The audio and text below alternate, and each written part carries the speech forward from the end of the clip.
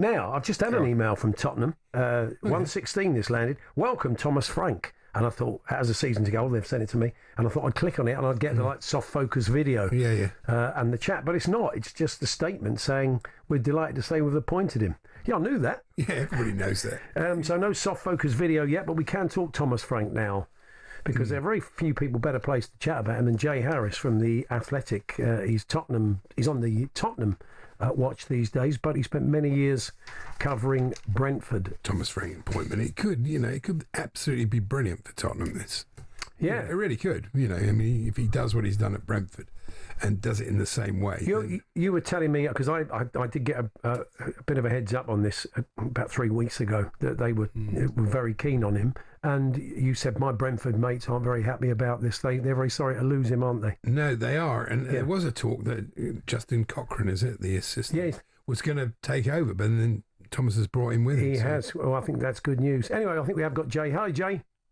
Good afternoon, guys. Please tell me you can hear me. Oh, we can. Yeah, on the old restricted bandwidth of a telephone, it's never marvellous. a problem. Well done. As we said, you're so well placed to talk about this because you know the guy pretty well. And we were talking earlier on about, every manager at some point in their careers had to make that step up, have to have more games in a week, have more expectation on them. So how do you think he'll cope with it, Jay? I think this is an opportunity he's been waiting for a really long time. He was linked to Chelsea, Manchester United, Aston Villa in the past. And to be honest, when you look at his achievements at Brentford, been there for 7 years, guided them from the Championship into the Premier League, it's a surprise he's lasted that long. I'm surprised no one has jumped into him. As you alluded to, the step up in expectation and pressure is going to be completely different to Brentford. Brentford have been punching above their weight for years. You speak to any of their fan base, and it was their glory days in the Championship, let alone in the Premier League, where they've beaten Arsenal, Chelsea, Man City, etc.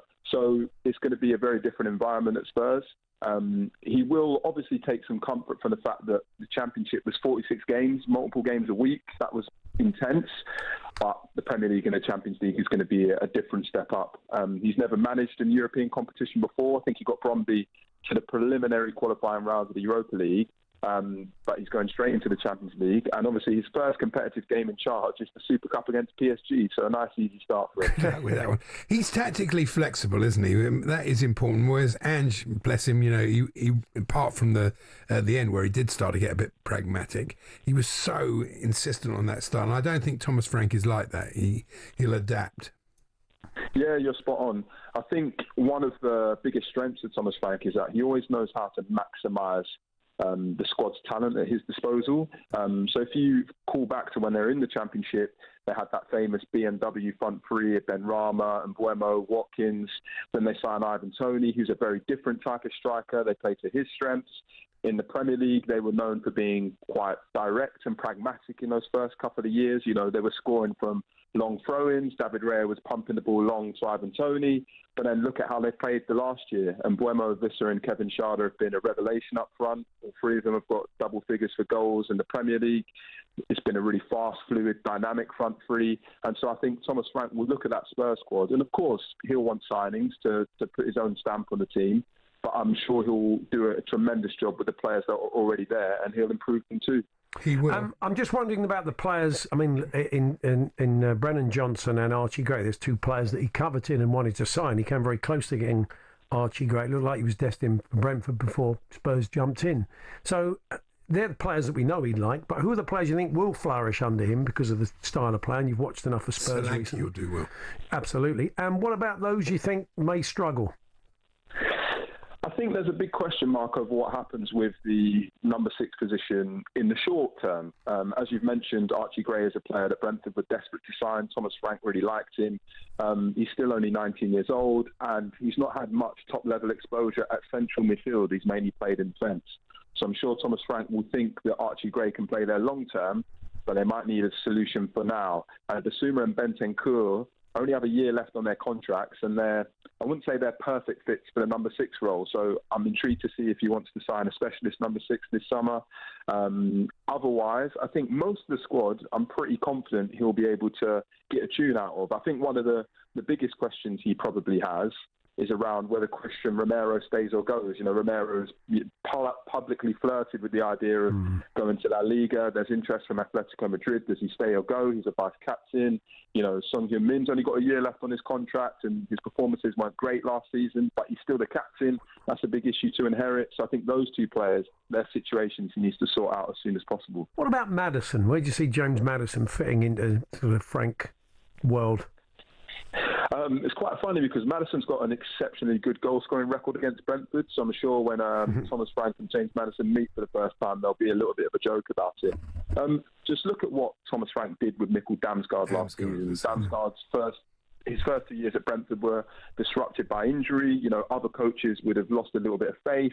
But then Thomas Frank tweaks their system for 4-2-3-1. Damsgaard gets 10 assists, which I think was the joint fourth best record in the league. So he knows how to get the best out of creative attacking midfielders. He's worked with Christian Eriksen as well. So I'd expect that James Maddison and Dejan Kulusevski in that creative attacking midfield role could really flourish under Frank. I agree. There was that statistical oddity last year where Brentford were winning all their games at home but losing all their games away. And then when the fixture list switched, they won all their games away and lost all their games at home. That was quite an odd sort of thing that you wouldn't want to happen at Tottenham. Well, you're quite used to them losing at home. Yeah, well, I'm used to losing at home. Yeah, absolutely right. I was just going to say that was partially because the teams they faced away in the beginning, I'm pretty certain they went to Liverpool, Spurs and possibly Man United in the first 5 or 6 away games that they had. So quite well, maybe Spurs and United weren't difficult places to go last season, but traditionally. And then it just flipped the other way around. But also, you know, Brentford finished 10th last year. Like I said earlier, they had 3 players with double digits for goals. They've still got one of the lowest wage bills in the division. If they finished 17th every year, they're probably punching above their weight. So to finish 10th is exceptional. Whether it means they have these strange, streaky sequences at home or away, they still produce some incredible performances. You know, they beat Bournemouth away, they beat Nottingham Forest. So I'm sure Spurs fans should be focusing on that than just a slight freak in away form.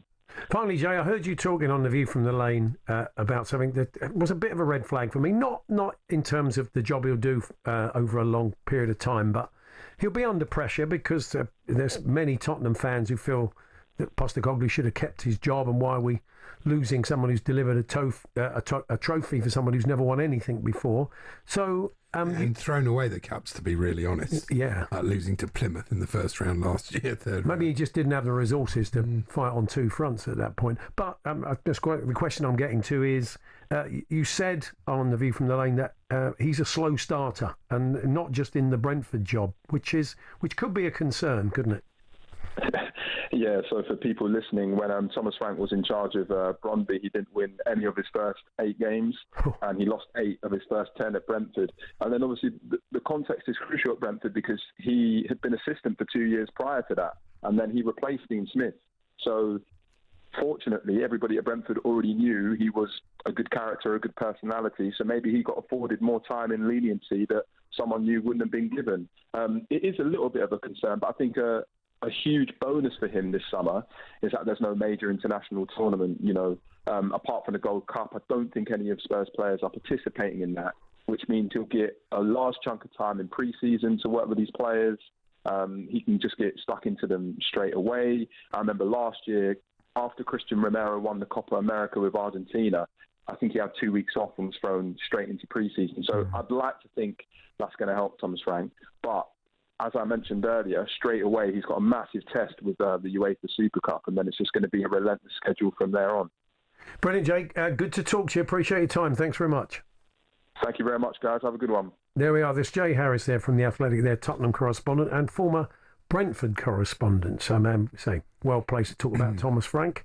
And we should think about Brentford too, because absolutely it's going to be tough for them. You know, without him. I mean, we were just saying your Brentford pals you sit with are gutted to lose him. I mean, they must have kind of, you have to gird yourself for this after 7 years. You probably know they always it's going to happen. It to happen. Yeah. But they're a good club and they've got such a good structure in place. That's the other thing. I mean, he's coming from a very settled environment where everything is very, very joined up. Everything dovetails very well. In his goodbye speech, he's talking about Matthew Benham. I don't know if he's going to have that same sort of relationship with the hierarchy at Tottenham, because that can be a bit more fraught, as other managers have found. But I wish him well. I hope it goes well. I mean, he seems a very popular character. doesn't he? He's a good man. There's really no question impressive about guy. that. So Decent bloke. wish him all the best. Paul Hawksbee and Andy Jacobs, Monday to Friday afternoons 1 till 4 on AM, on DAB, via the talkSPORT app and on your smart speaker. talkSPORT.